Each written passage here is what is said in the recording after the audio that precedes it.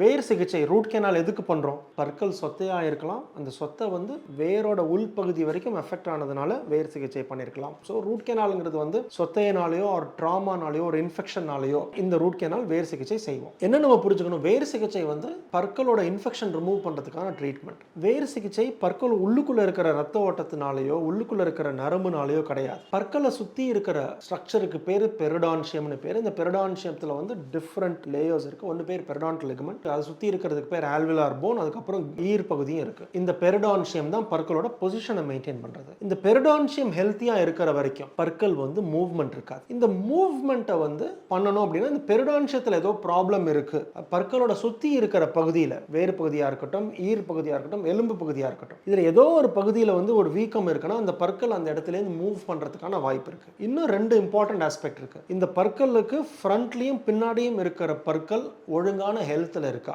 So ஃப்ரண்ட்லேயும் பேக்லேயும் இருக்கிற பற்கள் ஒழுங்கான ஹெல்த்தில் இருக்குது.